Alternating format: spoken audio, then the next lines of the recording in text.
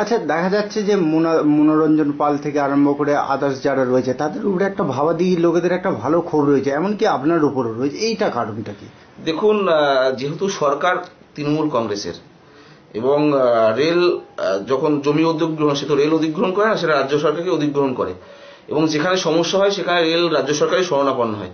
স্বাভাবিকভাবে রাজ্য প্রশাসনের অঙ্গ হিসেবে হুগলি জেলায় ডিএম হলো প্রশাসনের হেড। ডিএম থেকে যখনই কোনো আলাপ আলোচনার প্রস্তাব এসে সেই আলোচনার প্রস্তাব যাতে ওরা রাজি হয়, সেই জায়গায় দাঁড়িয়ে স্বাভাবিকভাবে আমরা যেহেতু লোকাল প্রশাসনের সাথে জড়িয়ে আছি, আমাদের উপরে দায়িত্ব দিয়েছে,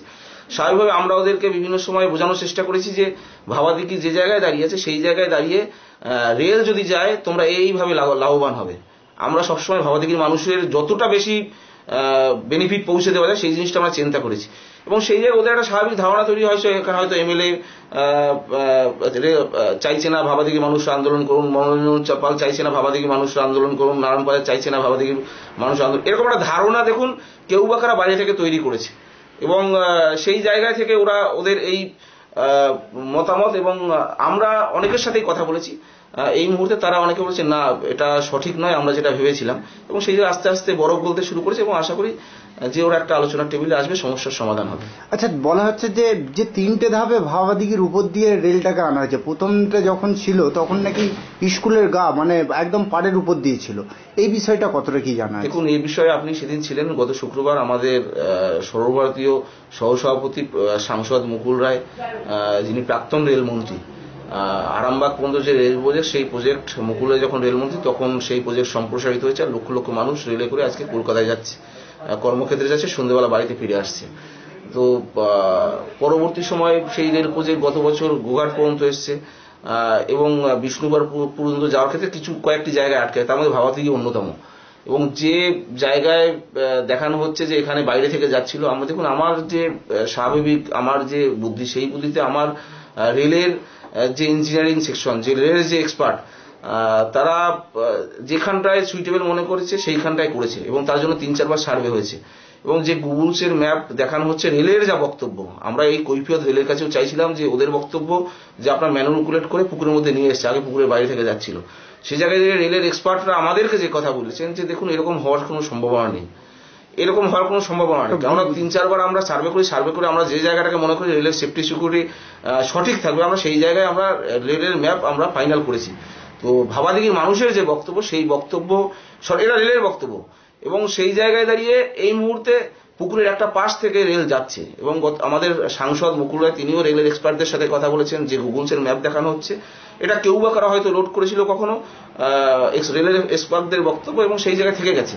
এর সাথে বাইরে থেকে যাচ্ছিল, এখন জলের ভিতর থেকে কেন হচ্ছে এর কোনো সম্পর্ক নেই। রেলের এক্সপার্টরা, রেলের ইঞ্জিনিয়ারিং সেকশন যেখান থেকে মনে করে রেলের সেফটি সিকিউরিটি ঠিক থাকবে সেই জায়গা থেকেই করেছে, এবং যে পর্যায়ে এখন দাঁড়িয়েছে সেই পর্যায়ে ওই জায়গা থেকে যদি রেল না যায়, রেলের এক্সপার্টদের বক্তব্য এবং আমরা যারা সুস্থ বুদ্ধিতে যেটা বুঝি, এই রেল প্রজেক্ট বন্ধ হওয়া ছাড়া কোনো উপায় নেই, তার সেক্ষেত্রে লক্ষ লক্ষ মানুষ পরিষেবা থেকে বঞ্চিত হবে। আমরা যার জন্য এখনো চাইছি যে রেলটা বন্ধ না হয়ে রেল হোক, এবং লক্ষ লক্ষ মানুষ রেল পরিষেবা পাক, এবং ভাবাদিঘির মানুষ তাদেরকে রাজ্য সরকার এবং রেল দপ্তর যে প্রপোজাল দিয়ে গেছে সেই প্রপোজালে তারা সব থেকে বেশি লাভবান হবে, এবং সেই লাভের অংশটা ভাবাদিঘির প্রত্যেকটা পরিবারে পৌঁছে দেওয়া আমাদের কর্তব্য। বাংলায় আরামবাগের একটি টিভি চ্যানেল যে আরামবাগের মানুষের কথা বলে, আরামবাগের মানুষের চাহিদার কথা বলে, আরামবাগ মানুষের দুঃখ দুর্দশার কথা বলে, আরামবাগ মানুষের মনের কথা বলে, এটা আপনাদের প্রথম দিনও মনে হয় আমি বলেছি আজ বাংলার ক্ষেত্রে। সেই জায়গায় দাঁড়িয়ে লক্ষ লক্ষ মানুষ রেল পরিষেবায় বঞ্চিত হবে, মনে হয় আজ বাংলাও চায় না, আজ বাংলাও চায় রেল হোক। এবং সেক্ষেত্রে আমি আজ বাংলাকে আমার পক্ষ থেকে, আমার দলের পক্ষ থেকে অনুরোধ করব, আমার সরকারের, যেহেতু আমি বিধায়ক, সরকারের একটা পার্ট, সরকারের পক্ষ থেকে অনুরোধ করব যেভাবে সরকার চাইছে এই রেল প্রজেক্ট হোক, এবং সেক্ষেত্রে সরকারের যে দৃষ্টিভঙ্গি সেই জায়গায় দাঁড়িয়ে সরকার জোর করে 100 টাকা জমি নেও, সেই জায়গায় কিন্তু এখনো দাঁড়িয়ে আছে, এবং অনেক অপপ্রচার তৃণমূল নেতৃত্বর নামে, রাজ্য সরকারের নামে এসছে, তা সত্ত্বেও কিন্তু এই মানুষগুলোর প্রতি রাজ্য সরকার সহানুভূতি, আমার তৃণমূল কংগ্রেস সহানুভূতিশীল বলে আমরা কিন্তু একটা জায়গায় দাঁড়িয়ে আছি।